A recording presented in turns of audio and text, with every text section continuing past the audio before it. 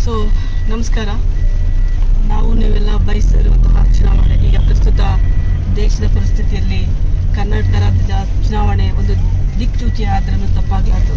ಯಾಕಂದರೆ ಇಡೀ ದೇಶದ ವ್ಯವಸ್ಥೆಯಲ್ಲಿ ಸಂವಿಧಾನ ಒಂದು ಕಡೆ ಸುಡಬೇಕು, ಸಂವಿಧಾನ ಬೇಡ, ಸರ್ವಾಧಿಕಾರಿ ಸರ್ಕಾರ ಬೇಕು ಅಂತ ಯೋಚನೆ ಇರುವಂತಹ ಮನಸ್ಥಿತಿಯಲ್ಲಿರುವಂತಹ ರಾಜ್ಯ ಅಥವಾ ದೇಶದ ಸರ್ಕಾರವನ್ನು ಕಿತ್ತೊಗಿಬೇಕಾದ್ರೆ ಪ್ರಸ್ತುತ ನಮಗೆ ಬಂದಿರುವಂತಹ ಚುನಾವಣೆ ಬಹಳ ಮುಖ್ಯವಾದ ಚುನಾವಣೆ ಆಗಿದೆ.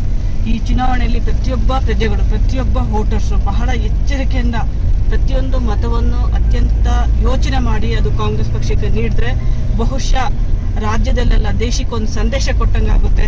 ಇಲ್ಲ ಅಂದ್ರೆ ನಾವು ಬಹುಶಃ ಇಲ್ಲಿ ಆಡಳಿತ ವ್ಯವಸ್ಥೆ ಅನ್ನೋದಕ್ಕಿಂತ ಬಂಡವಾಳಶಾಹಿ ಹೆಗೈನ್ ಮತ್ತೆ ಏನು ಇಂದಿರಾ ಗಾಂಧಿ ತಂದಂತಹ 20 ಪಾಯಿಂಟ್ಸ್ ಏನು ನಿರಂಕುಶ ಅಧಿಕಾರನ ಅಥವಾ ಬ್ಯಾಂಕ್ ರಾಷ್ಟ್ರೀಕರಣ ಮಾಡಿರೋದಾಗಬಹುದು, ಅಥವಾ ಬಾಂಡೆಡ್ ಲೇಬರು ಬಿಡುಗಡೆ ಮಾಡಿರೋಂಥದ್ದಾಗ್ಬೋದು, ಉಳುವನ್ಗೆ ಭೂಮಿ ಕೊಟ್ಟಿರುವಂಥದ್ದಾಗ್ಬೋದು, ಈ ಎಲ್ಲ ಯೋಜನೆಗಳನ್ನ ತೆಗೆದು ಹಾಕಿ ದೇಶದ ಸಂಪನ್ಮೂಲಗಳನ್ನೆಲ್ಲ ಮಾರಾಟ ಮಾಡಿ ಇವತ್ತಿನ ಪರಿಸ್ಥಿತಿ ಮುಂದೊಂದು ದಿನ ಇಡೀ ಪ್ರಪಂಚದಲ್ಲಿ ನಮ್ಮ ಭಾರತ ಇವತ್ತೇನು ಭೂಪಟದಲ್ಲೇ ಮಾಯ ಆಗುವಂತಹ ಪರಿಸ್ಥಿತಿ ಬರುತ್ತೆ. ಅದಕ್ಕಾಗಿ ಕರ್ನಾಟಕದಲ್ಲಿ ನಡೀತಿರುವಂತಹ ಈ ಚುನಾವಣೆ, ವಿಶೇಷವಾಗಿ ನಮ್ಮ ಹೊಸಕೋಟೆಯಲ್ಲಿ ನಡೀತಿರುವಂತಹ ಈ ಚುನಾವಣೆಯಲ್ಲಿ ಒಂದು ಹಣ ಮತ್ತೆ ಹಣ ನ್ಯಾಯದ ಮಧ್ಯೆ ನಡೀತಿರುವಂತಹ ಚುನಾವಣೆ ಆಗಿದೆ.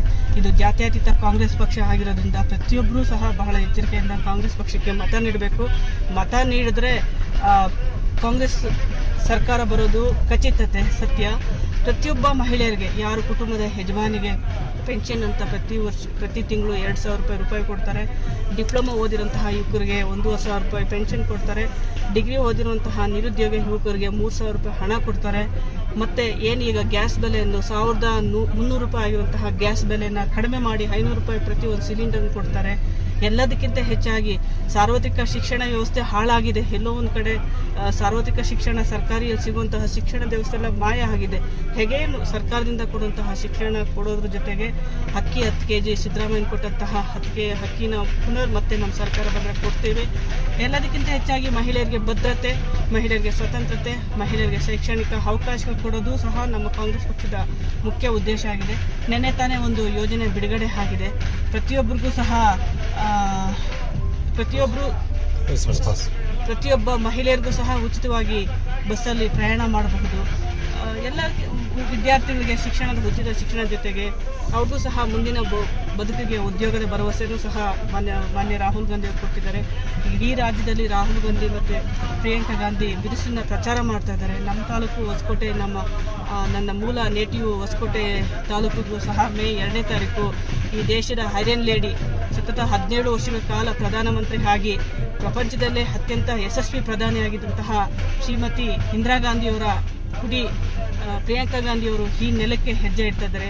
ಈ ನೆಲ ಪಾವನ ಆಗುತ್ತೆ. ಈ ನೆಲದಲ್ಲಿ ಖಂಡಿತ ಕಾಂಗ್ರೆಸ್ ಗೆಲ್ಲುತ್ತೆ. ಇದುವರೆಗೂ ಅವರು ಯಾವುದೇ ಕ್ಷೇತ್ರಕ್ಕೆ ಹೋಗಿರುವಂತಹ ಕ್ಷೇತ್ರಗಳು ಗೆಲುವು ಆಗಿದೆ. ಗಾಂಧಿ ಕುಟುಂಬ ಹೆಜ್ಜೆ ಇಟ್ಟಿರುವಂತಹ ಕ್ಷೇತ್ರಗಳು ಗೆಲುವು ಆಗಿದೆ. ಖಂಡಿತ ಹೊಸಕೋಟೆ ಕ್ಷೇತ್ರ ಕಾಂಗ್ರೆಸ್ ಪಕ್ಷ ಗೆಲ್ಲುತ್ತೆ. ಶರತ್ ಅವರು ಸಭ್ಯ ವ್ಯಕ್ತಿ ಇದ್ದಾರೆ, ವಿದ್ಯಾವಂತರಿದ್ದಾರೆ. ಸಭ್ಯದಕ್ಕಿಂತ ಹೆಚ್ಚಾಗಿ ಜಾತ್ಯತೀತ ಭಾವನೆ ಇದೆ. ಎಲ್ಲರನ್ನೂ ಒಟ್ಟಿಗೆ ಕರ್ಕೊಂಡು ಹೋಗುವಂತಹ ಮನಸ್ಥಿತಿ ಇದೆ.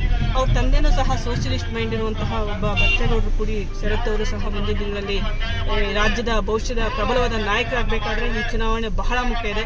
ದಯಮಾಡಿ ಎಲ್ಲರೂ ಸಹ ಯೋಚನೆ ಮಾಡಿ ಕಾಂಗ್ರೆಸ್ ಪಕ್ಷಕ್ಕೆ ನಿಮ್ಮೆಲ್ಲರೂ ಮತ ಕೊಡಬೇಕಂತ ನಾನು ಹೇಳ್ತೀನಿ. ಜೈ ಹಿಂದ್, ಜೈ ಕಾಂಗ್ರೆಸ್.